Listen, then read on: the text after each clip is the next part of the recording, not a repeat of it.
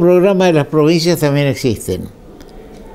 Cuando todos estamos de un día para otro queriendo saber quiénes son los candidatos a gobernador y vicegobernador de la provincia, seguimos en la nebulosa. Hay un candidato cierto a gobernador, que es Camao Espíndola, pero no sabemos quién es su vicegobernador. Y ya, del otro lado, prácticamente, oficialmente, no tenemos a nadie. No entiendo, ustedes saben, mi audiencia sabe que yo hice política activa, fui candidato varias veces, fui legislador, y desde esa experiencia me indica que no se puede imponer un candidato que no es conocido, que la gente dice fulano, ¿y quién es fulano? ¿Qué hizo fulano en su vida política? ¿Fue ministro? ¿Fue diputado? ¿Fue senador? ¿Qué hicieron? Ese candidato, que puede venir de alguno de esos tres estratos que acabo de mencionar, ex ministro, ex diputado, ex senador o actual diputado o actual senador o actual ministro, ¿qué hicieron para trascender a la opinión pública? Cambiemos tiene un dirigente político, recalco, que es conocido. Algunos hablan bien, algunos hablan mal, es decir, pero saben que existe, lo conocen. ¿Y quién es? Ricardo Colombi. Durante 8 años no surgió dentro de las filas de la Unión Cívica Radical, base fundamental en Corrientes de Cambiemos, no surgió un dirigente político de arraigo popular, ya sea porque no se dieron las circunstancias, porque Colombi pensó que iba a modificar, Ricardo iba a modificar la Constitución y que iba a poder tener un tercer mandato o una prolongación, o vaya a saber qué alquimia, qué cosa podía ocurrir. Entonces, el resto estaba abajo. Ahora ya no hay ninguna posibilidad que Ricardo Colombi, ya hace tiempo, desde que no prosperó la reforma de la Constitución, que no puede ser candidato. Entonces, en mi criterio, por supuesto, siempre uno habla por sí, no porque, bueno, algunos hablamos por nosotros mismos y otros hablan por lo que le cuentan. Yo hablo por lo que analizo. Ya cuando fracasada la posibilidad de Colombi tercer mandato o Colombi prolongación de mandato, es decir, reforma de la Constitución, se debió crear el Estado Mayor del cual surja un futuro dirigente. Vámonos a 1943, la revolución del 4 de junio, que no era encabezada por Perón, pero era inspirada por Perón.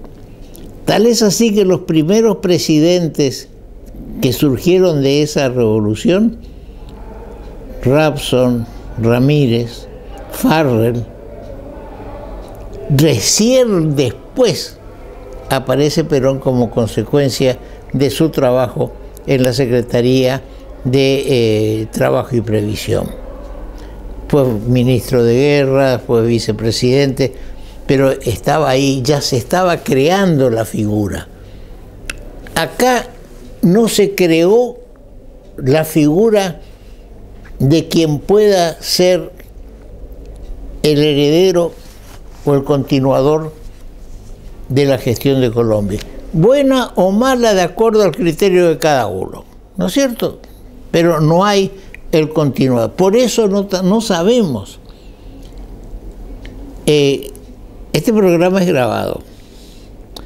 Es decir, no tenemos qué ocurrió el viernes a la mañana, cuando viene el ministro Frigerio, supuestamente y únicamente para proclamar los candidatos a diputados nacional que ECO Cambiemos presenta. Muy buena lista, en mi criterio, muy buena lista. Habrá otro que dirá que no, que el Frente para Todos, o como se llama, la raíz justicialista, que son mejores, por supuesto, para eso estamos en democracia y cada cual opina como le parece. Ahora, ¿viene únicamente Frigerio para eso? Para decir, acá están, estos son los que ganaron esta elección previa que tuvimos, la de las PASO. Bueno, yo creo que eso no es suficiente motivo para que esté Frigerio en Corrientes. Frigerio viene a Corrientes, para mí, aparte de volver a anunciar casas, obras. No se olvide, ministro Frigerio, de decir algo sobre el puente, porque todos prometen. Y Perón decía, mejor que prometer es realizar. ¿Cuándo van a realizar? ¿Cuándo vamos a ver en serio el problema del segundo puente, Corrientes-Chaco? ¿Cuándo vamos a ver en serio el puente Goya-Reconquista? Se dice que el puente Goya-Reconquista es muy caro, pero por más caro que sea, si es que es así, hay que hacerlo para que la producción de toda nuestra zona tenga un acceso libre, ya sea hacia los túneles que se van a hacer o que se están haciendo en la cordillera para llegar a los puertos de aguas profundas de Chile, y de ahí ir al gran consumidor que es Oriente, o para, digamos, el transporte dentro de nuestro mismo país, para poder llegar a los puertos de Rosario y Buenos Aires con nuestra producción. Es importante el puente Goya-Reconquista. Ahora, se dice que el mayor costo es un terraplén que hay que armar desde la zona de, no es bien Reconquista, sino es un poco más allá, hacia llegar a la costa del río, que son llenos, todos los que alguna vez hemos andado por ahí, son sucesivos riachos, lagunas y riachos, bueno, ¿por qué no se hace eso? Y se coloca frente, como teníamos acá, cuando antes la balsa iba a Barranqueras, la balsa y el vaporcito, después se hizo el puerto de Antequera, con lo cual se ganó más de media hora en el transporte, y estaban frente a frente. ¿Por qué no hacer del lado de Santa Fe, que tiene mucho más trascendencia entre las 24 provincias argentinas que Corrientes? ¿Por qué no se hace ese terraplén y tenemos enfrente, ya sea a la altura de la Valle o a la altura de Avellaneda, que es el del lado de Santa Fe, para que el cruce, que en estos momentos lleva 3 horas cruzar, 3 horas lleva a cruzar de Goya a Reconquista, de un puerto a otro? ¿Por qué no empezamos por ahí? Acá también tuvimos en el puente General Belgrano, tenemos un terraplén en el lado del Chaco, lo habrán visto cualquiera que pasó por ahí, que viene el terraplén, viene encima, pasando por arroyos, por pequeñas lagunas, hasta llegar a estar en la cabecera del puente. Hagamos en Goya Reconquista o en Chaco Corrientes, segundo puente, una parte y digamos el cruce del río que sea la segunda parte, pero ya vamos avanzando. Ese proyecto de Goya Reconquista tiene, si le digo que tiene 20 años de estar listo y con modificaciones de aquí y de allá, no les estaría mintiendo. Tienen la misma antigüedad o parejo o un poco más, poco menos, que el segundo puente Corrientes Chaco. Y la Mesopotamia, que somos nosotros, Corrientes, Entre Ríos, Corrientes y Misiones, somos la isla, ya estamos, del otro lado del río. Mientras que el famoso y, digamos, Plan Belgrano, lo único que está haciendo es que toda la producción del NOA, de Jujuy, de Salta, de Santiago del Estero, vaya al puerto de Rosario, no que venga al puerto de Barranqueras, que es lo lógico. Lo dijimos una vez y vamos a seguir insistiendo. Personalmente, por cuestiones nací en una empresa de navegación, fui profesor de Derecho de la Navegación de la Universidad del Nordeste, estoy dentro de ese ambiente. Me he cansado de invitar, de incitar al gobierno de la provincia de Corrientes que participe de los congresos que se hacen vinculados con la hidrovía. Me costó una oreja, por decir, me costó una oreja conseguir que el gobierno de la provincia designe representantes al Comité Federal de la Hidrovía. Intenté que el Comité Federal, que se hiciera en Corrientes un congreso del Comité Federal de la Hidrovía. ¿Qué es eso? Es la consecuencia de una ley presentada en su momento por los senadores Leconte y Tito Feris, y que tiene la representación de todas las provincias que están sobre la hidrovía, es decir, Formosa, Chaco, Santa Fe, Corrientes. Se agregó Misiones, que no está dentro de la hidrovía, y también la provincia de Buenos Aires.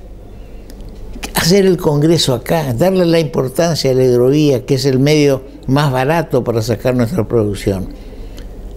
En vez de eso se proyectó y se dice que se está realizando un proyecto de Itaibaté fuera de la hidrovía, cuando lo que debió proyectarse es un puerto sobre el río Paraná, que es el paso de la hidrovía. No va a haber un convoy de empuje, esos que pasan todos los días por acá, enfrente de Corrientes, que tienen bandera paraguaya hasta bandera boliviana y alguna otra más. Lo que menos tienen son bandera argentina.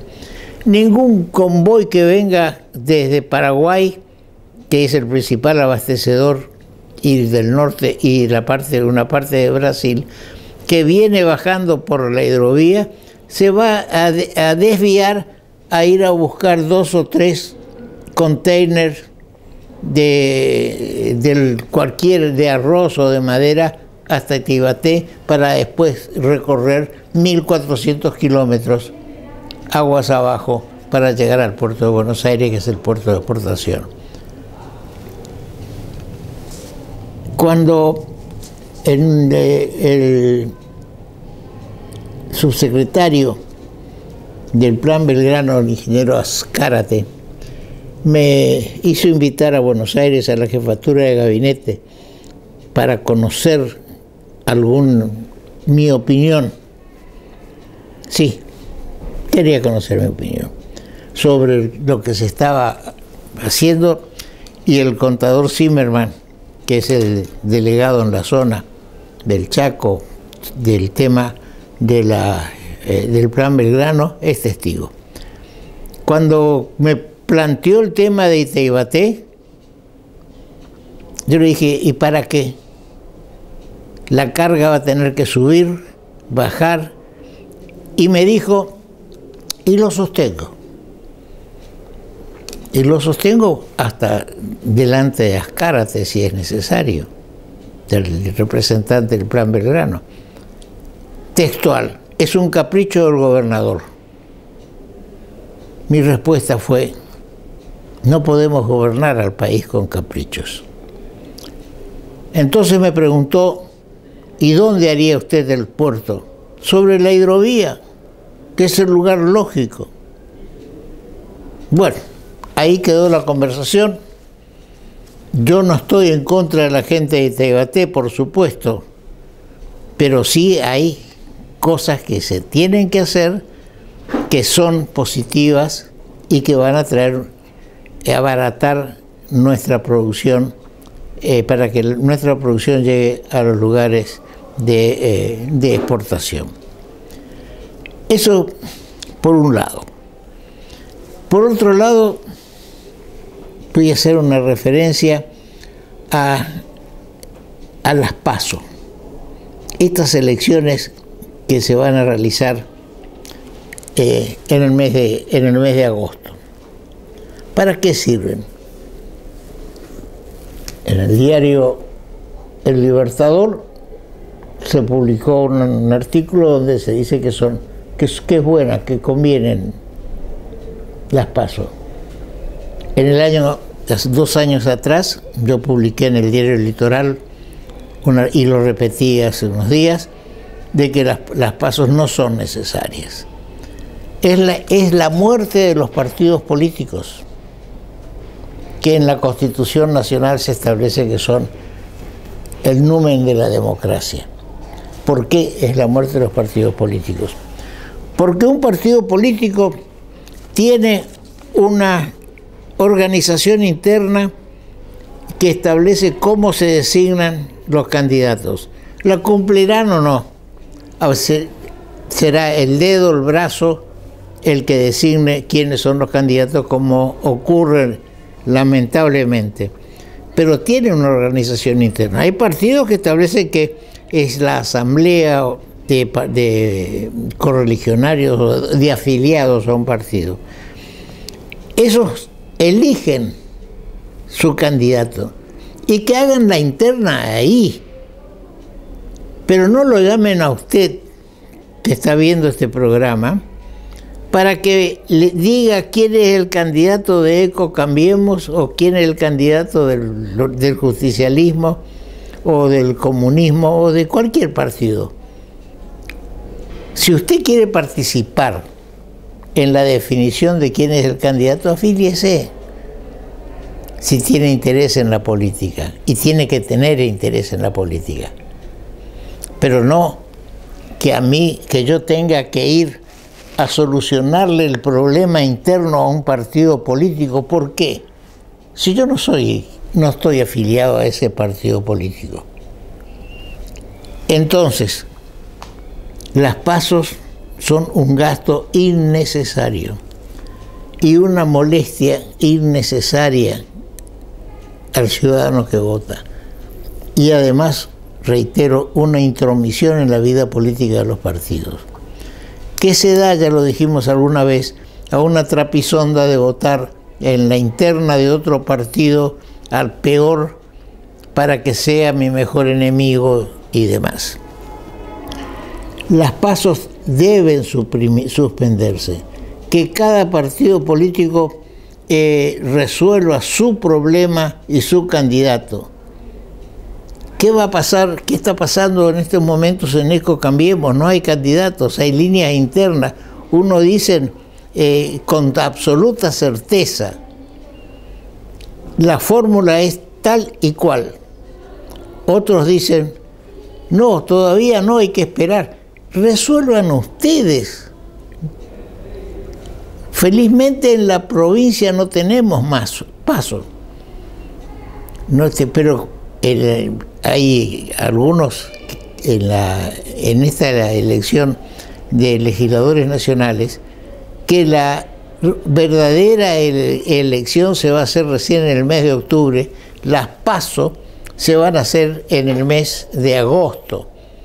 Y ahí se va a limpiar. Acá en estos momentos hay más de 20 pretendientes a legisladores nacionales, en los mismos partidos, en partidos que tienen un solo candidato, como es ECO, Cambiemos, no hay dos listas, también tiene que ir a mostrar sus calchas, tiene que ir a mostrarse cuántos votos tiene.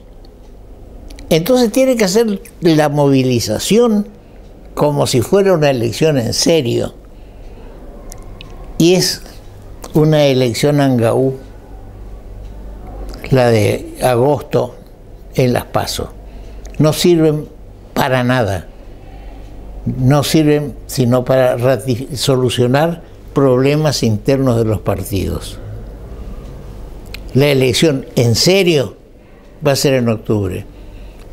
2.000 millones, 2.500 millones dicen que le cuesta al Estado las PASO. Ahora, a los partidos políticos también les cuesta.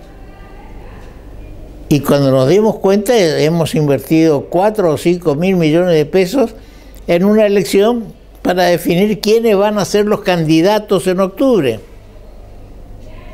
Porque el partido que gane las PASO no consagra sus candidatos. Dice, los míos son los mejores, yo tengo la mayor cantidad de votos, les gané a los otros, pero no consagra sus candidatos. Recién los va a consagrar en octubre. Es decir, que las PASO sirven para saber dónde está ubicado. Es una encuesta, y una encuesta que puede ser mentirosa, porque yo puedo estar votando al peor de un determinado partido para que ese gane, porque mi candidato necesita un adversario malo. Entonces voto por el malo. Ocurrió en provincia de Buenos Aires. ¿Cuánta gente votó por Aníbal Fernández? Lo dije ya, lo repito. Y no lo votó a Domínguez. ¿Eran todos justicialistas o kirchneristas? ¿O hubo una, digamos, corriente que dijo, votemos al peor, votemos a Aníbal Fernández para que Vidal sea la gobernadora? Bien, ciudadanos, esperemos que el próximo Congreso elimine este tema de las PASO, que no llevan a ningún lado. Y algo bueno ocurre en Corrientes dentro de este esquema. Y digo algo bueno porque hay muchas otras cosas que necesitan ser modificadas. En Corrientes, para los cargos provinciales, no hay PASO, pero hay doble vuelta. Está bien la doble vuelta. Un corte.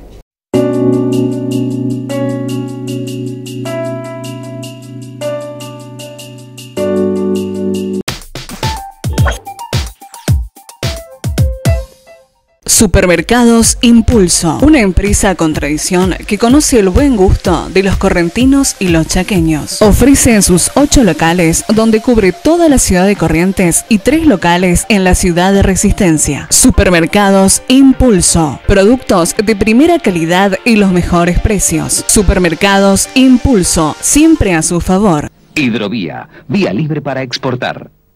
El Hotel Crown Plaza Panamericano, ubicado en Carlos Pellegrini 525, sobre la avenida 9 de Julio, a pasos del histórico Obelisco, la tradicional avenida Corrientes y la peatonal Lavalle. Hotel Crown Plaza Panamericano, el 5 estrellas de Buenos Aires. En el Banco de Corrientes tenemos préstamos para cada una de las necesidades de tu empresa o tu pyme, a las mejores tasas del mercado. Acércate y consulta en algunas de nuestras sucursales. Banco, el Banco de Corrientes.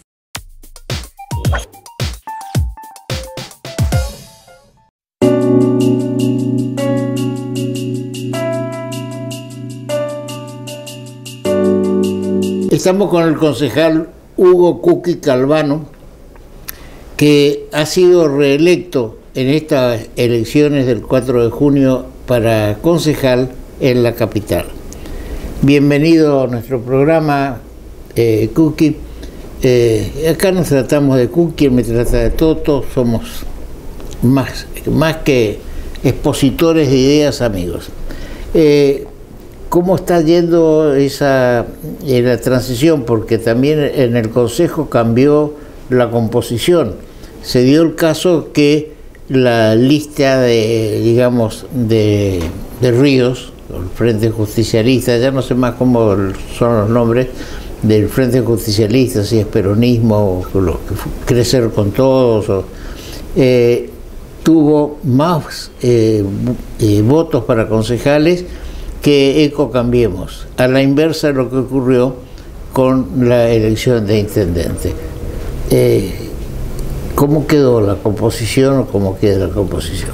Bueno, sí, lógicamente ese resultado nos puso en desventaja en términos de la elección de 10 concejales, de los cuales nosotros obtuvimos 4, y el Frente Haciendo Corrientes, que era antes Frente para la Victoria, ahora se llama Juntos Podemos Más, en este turno electoral que viene para nacional, obtuvo 6 de ellos.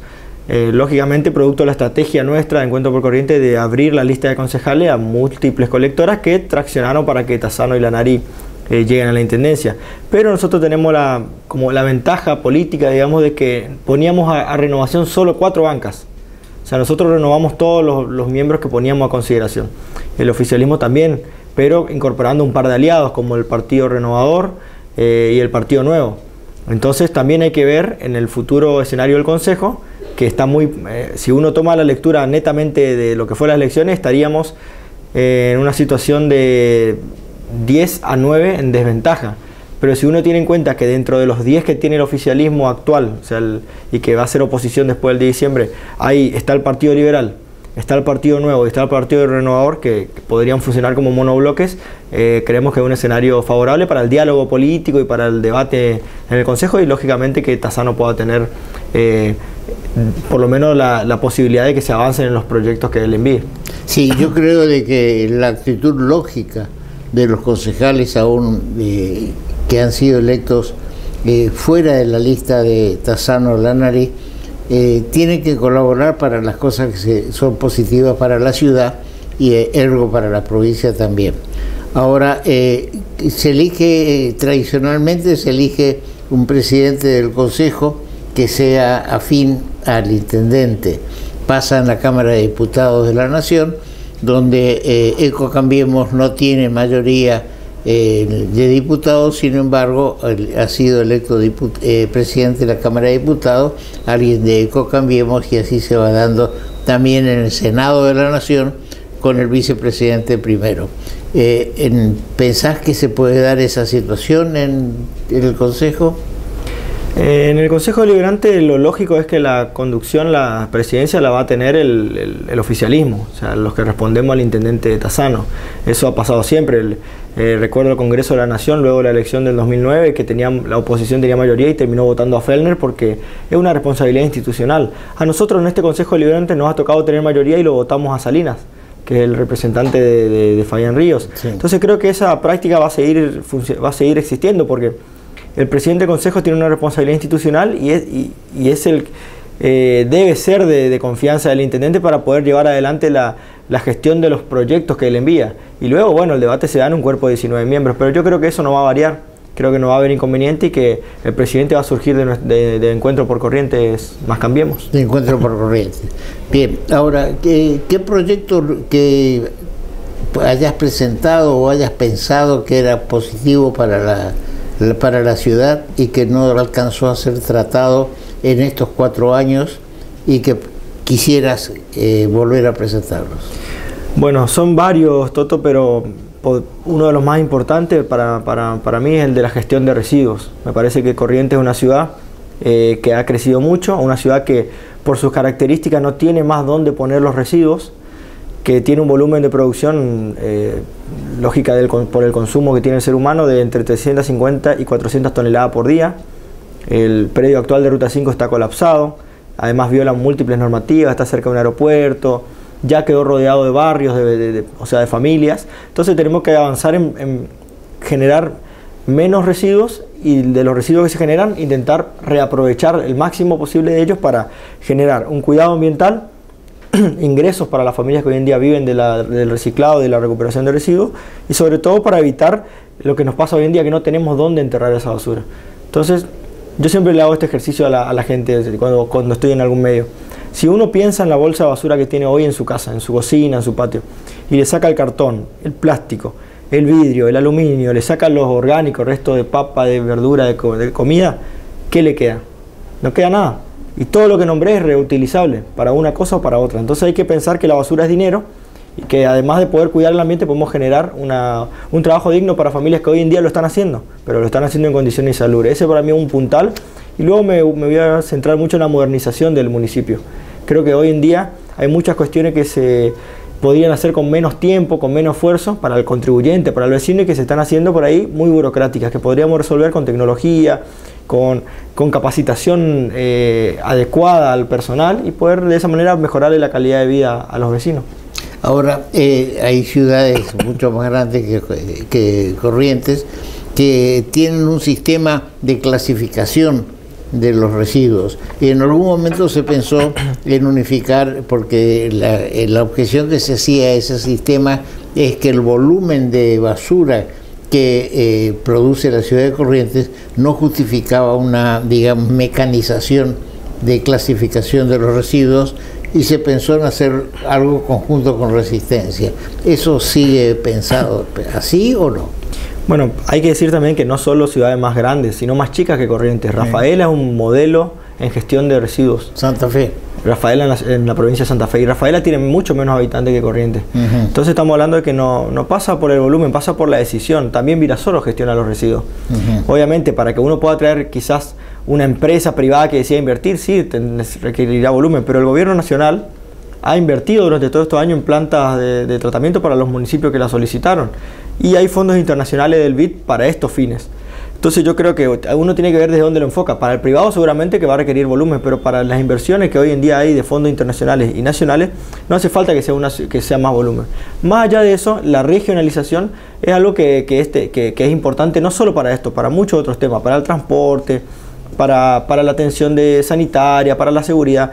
Y yo creo que hay que insistir en este tipo de medidas. No sé si con Resistencia, pero por lo menos pensando en el área metropolitana de Corrientes, con Riachuelo, con Santa Ana, San Luis del Palmar, y hasta ahí me parece que sería lógico, porque con Resistencia tenemos la particularidad que nos une un puente que hoy en día está colapsado. Imaginen 30, 40, 50 camiones pasando por día llevando basura o trayéndola de aquel sector. Entonces hay que pensar en lo que sea más proclive a realizarse. Y en ese punto la regionalización creo que es importante para seguir teniendo en cuenta, pero ver bien dónde estratégicamente conviene. Sí. Otro tema que yo no he visto que se haya tomado una medida contundente es el del tema del tránsito. El Consejo Deliberante ha sancionado una ordenanza para reestructurar el esquema del estacionamiento. Pero yo lo que lo veo a ese esquema es para poder obtener más fondos y cobrar más caro, digamos, de acuerdo a los metros que se reserva el estacionamiento, y yo no veo que por ahí pase la solución, sino por la eliminación de tantos lugares que se da para, no digo del garaje de la casa de uno, ¿no es cierto?, eso tiene que quedar, pero hay muchos espacios reservados que son o para el archivo, para esto o para el otro, para los juzgados, por ejemplo.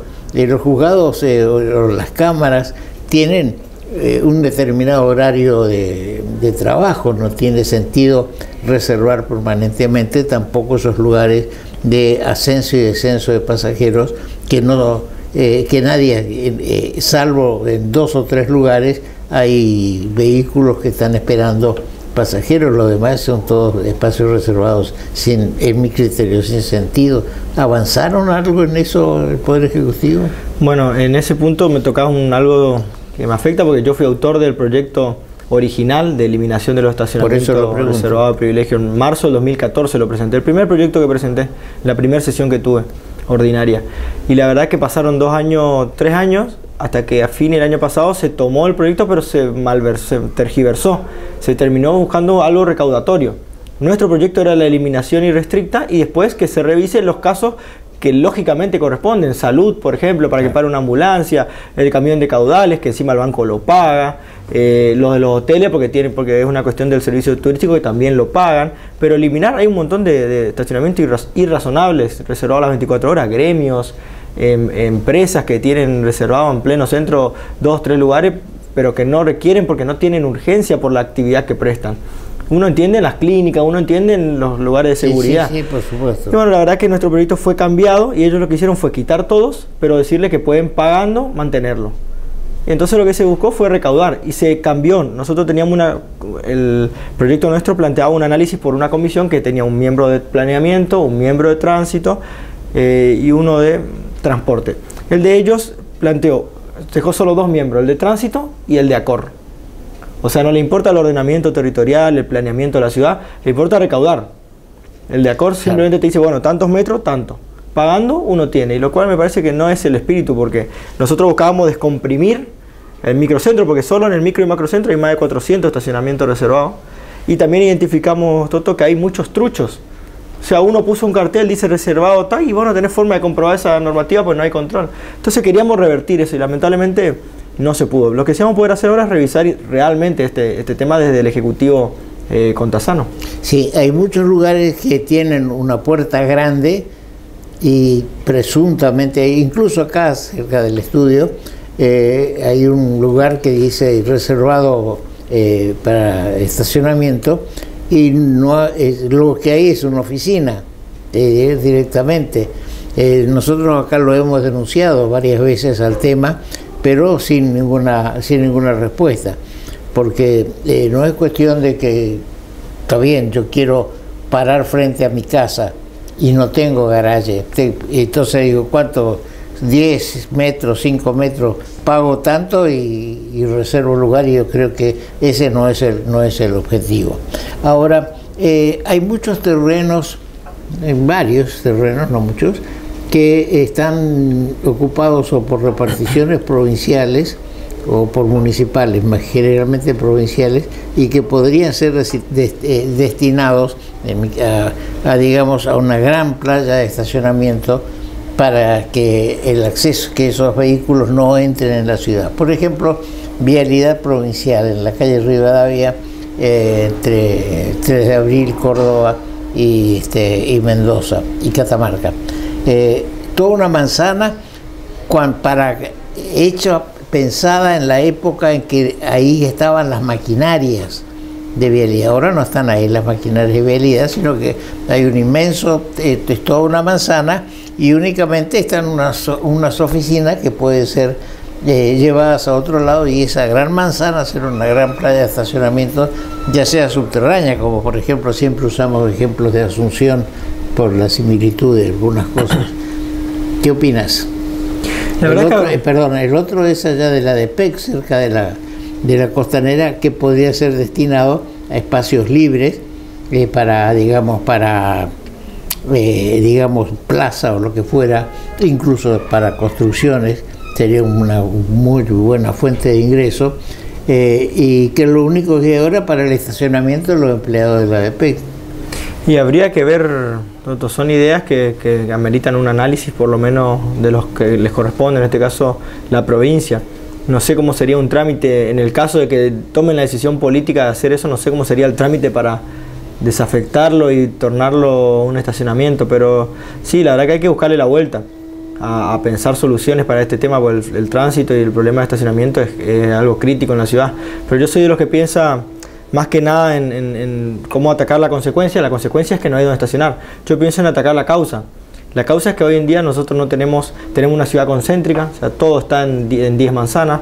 Tenemos una ciudad donde el transporte público no es eficiente, por lo tanto la gente no apuesta a este transporte, apuesta al privado. Y tenemos que revertir eso. Nosotros con Eduardo hemos presentado en campaña 7 ejes programáticos. El de transporte y tránsito fue movilidad urbana fue uno. Otro fue el de urbanización, donde planteamos una ciudad que se descentralice.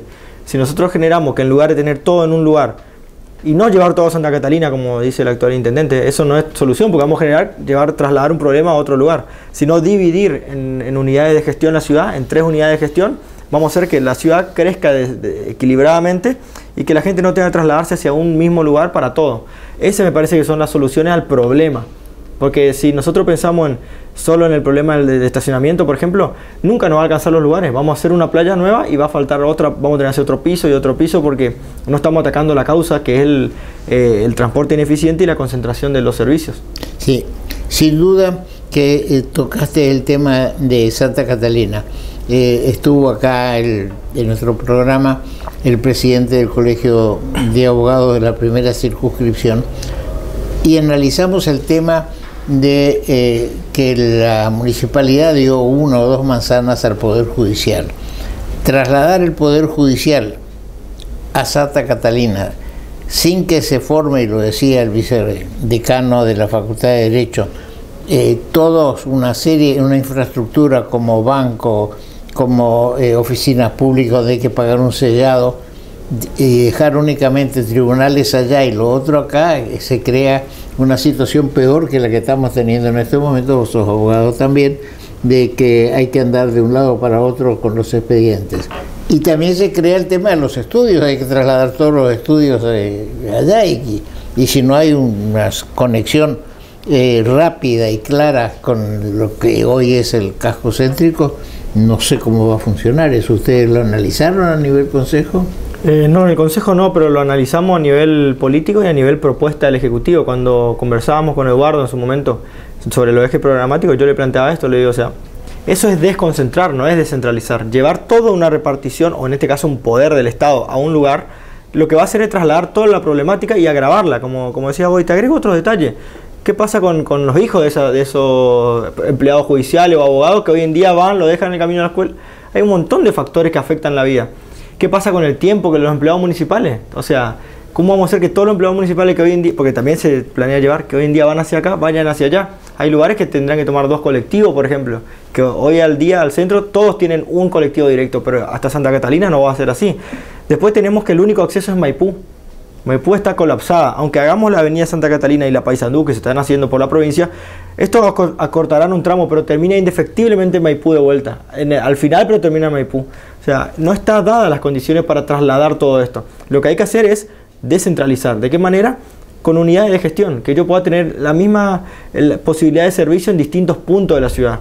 Eso es lo que hacen las ciudades modernas, lo hace Córdoba, lo hace Rosario, lo hace Barcelona, y es lo que nos permitirá crecer a futuro. Porque hay que pensar que Corrientes va a seguir creciendo. Así es. Y que va a terminar siendo una gran metrópoli junto a Santa Ana, Riachuelo, algún momento San Luis del Palmar. Entonces hay que pensar ya en soluciones a 30 años, ¿no? En esto que sería quizá en un momento, con el mejor de los casos y siendo positivo y con todas las condiciones de servicio, sería una solución a 10 años, donde luego ya estaría colapsado y tendríamos problemas nuevamente. Sí, yo le decía al intendente Río, que estuvo acá en el programa también, si no hay que estudiar algo similar al coche motor que va de Posadas a Encarnación, y en algunos aeropuertos en Europa están desde el aeropuerto en sí hasta hacia el centro con velocidad y con frecuencia adecuada, porque también únicamente dejar todo eso al transporte automotor, por más que se pavimenten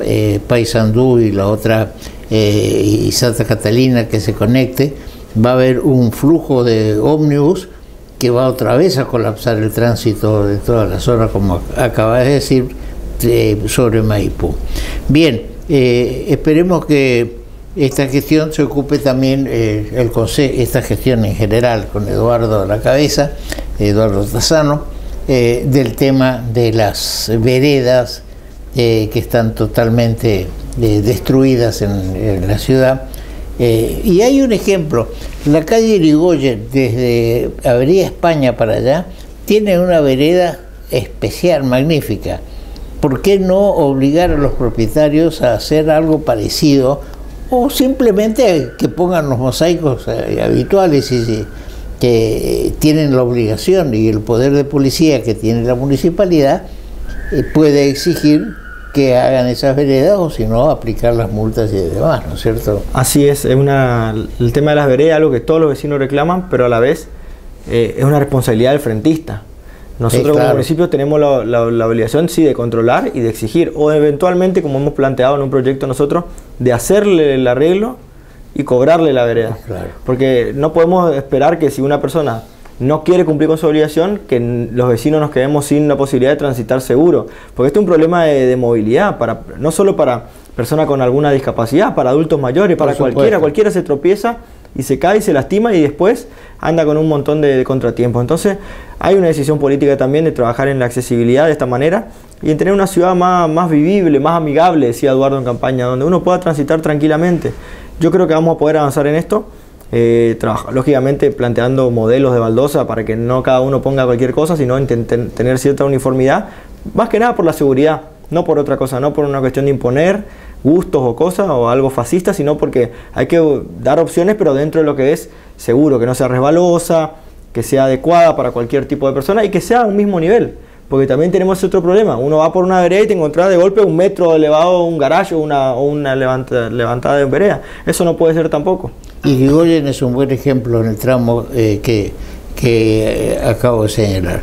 Bien, concejal Calvano, confiamos en que una nueva gestión, ya con la experiencia de 4 años, pueda solucionar todos estos problemas que tiene Corrientes. Y para terminar, acá nomás al salir de nuestro estudio está la calle Julio entre Catamarca y San Lorenzo.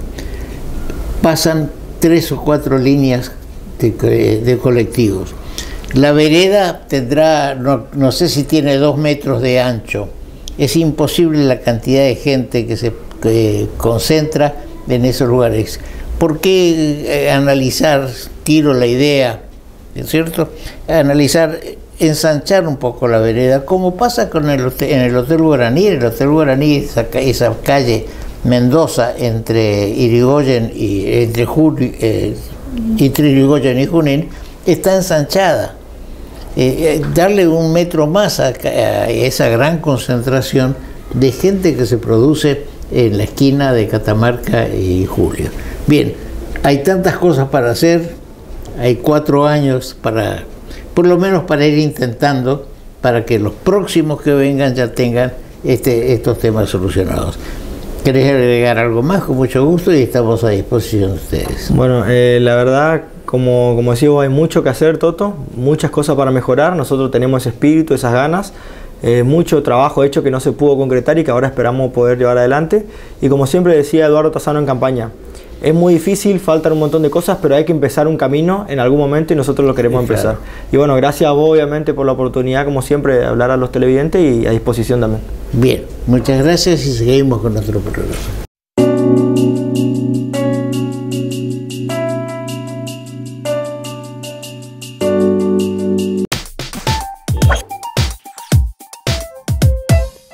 Supermercados Impulso, una empresa con tradición que conoce el buen gusto de los correntinos y los chaqueños. Ofrece en sus 8 locales, donde cubre toda la ciudad de Corrientes, y 3 locales en la ciudad de Resistencia. Supermercados Impulso, productos de primera calidad y los mejores precios. Supermercados Impulso, siempre a su favor. Hidrovía, vía libre para exportar.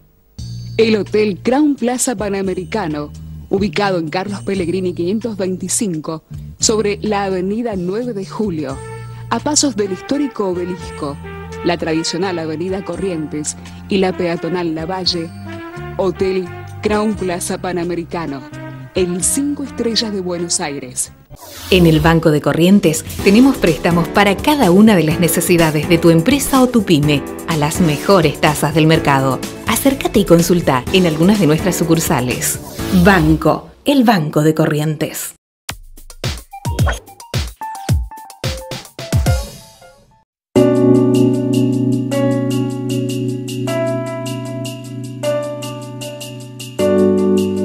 El señor director pondrá a consideración de ustedes los nombres y las fotografías del Festival de Listas, así se titula, en Corrientes, para dirimir 3 candidaturas en las PASO.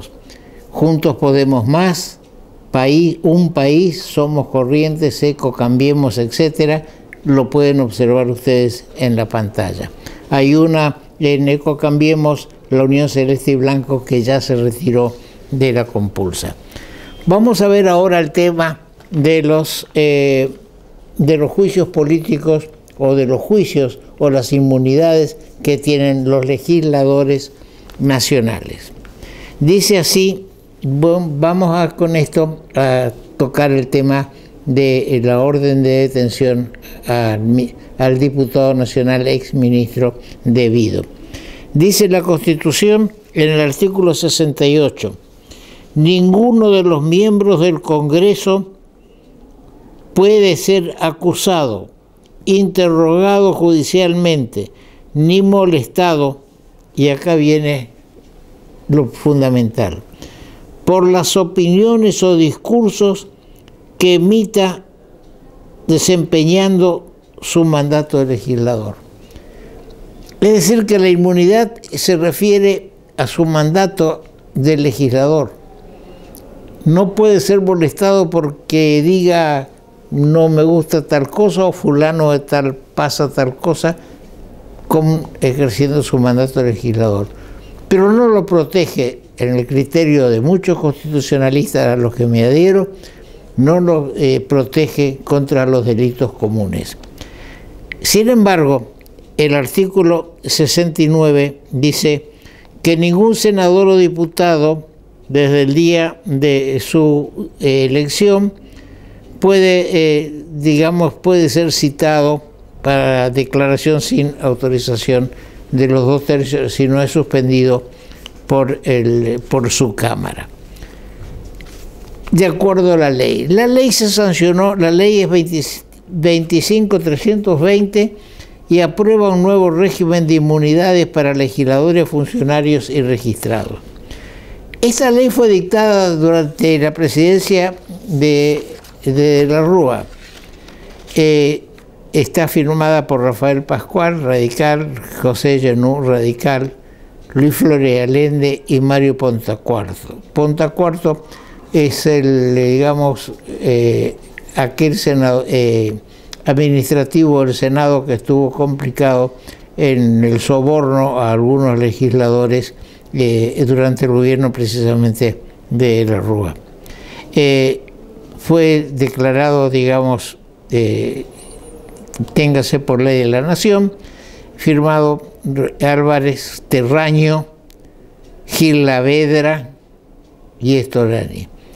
Señalo la presencia de Terraño y Gil Lavedra, que en esta disposición, se establecía que artículo primero, cuando por parte de un juez nacional, provincial o de la ciudad de Buenos Aires, abra una causa penal en la que se impute la comisión de un delito a un legislador, funcionario o magistrado sujeto de desafuero, seguirá adelante con el procedimiento judicial hasta su total conclusión. Quiere decir que el juicio a Devido tiene que continuar hasta tu total conclusión. La conclusión es declararlo culpable o inocente. El llamado a indagatoria, dice la ley, no se considera medida restrictiva de la libertad. Es decir, que llamarlo a indagatoria a Devido no necesita la conformidad de la Cámara de Diputados y tiene que concurrir. Pero en el caso de que el legislador no concurriera a prestar la indagatoria, el tribunal deberá solicitar su desafuero, remoción o juicio político. En el caso de dictarse alguna medida que vulnere la inmunidad de arresto, la misma no será efectiva hasta tanto el legislador no sea separado de su cargo. Más adelante dice, no será obstáculo para que el legislador a quien se le imputare la comisión de un delito por el que se está instruyendo causa tenga derecho, aun cuando no hubiera sido indagado, a presentarse al tribunal. ¿Qué quiero significar con esto? El diputado Devido tiene inmunidad por las cosas que ocurren, que dice la Cámara de acuerdo a la Constitución. La Constitución remite el tema a una ley. La ley dice que el juicio contra Devido, en este caso, debe continuar hasta su total conclusión. debido concurrir a declaración indagatoria. Si no lo hace, puede ser obligado, pero ahí sí necesita el desafuero. Pero puede en cualquier momento presentarse a prestar declaración indagatoria. Si una persona es una persona, y digo porque no digo un funcionario, una persona, porque acá no hay títulos de nobleza en nuestro país. Si una persona es citada a indagatoria y no concurre, hay una presunción en su contra. Si concurre a prestar declaración indagatoria, vaya, aclare, diga, no por eso va a ser arrestado. Para ser arrestado necesita el desafuero por la ley, con la cual no estoy de acuerdo. Pero fue sancionado en un gobierno democrático, el gobierno de la Rúa. Entonces, digo yo, si el diputado debido considera que todo lo que se dice de él es incorrecto y él es inocente, bueno, pues concurra, preséntese a declaración indagatoria y aclare y diga qué es lo que pasa. Acuse a quien tenga que acusar de que lo persigue, pero hágalo en el tribunal, no en la radio o en la televisión. Esa no es la declaración indagatoria que habla la ley. Me llama la atención, al revisar otra vez mi archivo, encontrar esta ley de fueros dictada por un gobierno democrático como fue el de Fernando de la Rúa. Un humilde mensaje, diputado debido, concurra a tribunales cuando sea citado a declaración indagatoria. Todavía no lo fue. Es un dictamen del fiscal que le pide al juez. Es el juez el que lo debe citar, es el juez el que ordena. Puede no hacerlo, dejar el expediente escondido, como ocurrió acá con el tema de una intervención federal, y puede no concurrir. Pero preséntese. Si lo citan, preséntese y diga, mire, esto no es así. No es cierto. Yo soy inocente. Esperemos que así sea. Hasta nuestro próximo programa.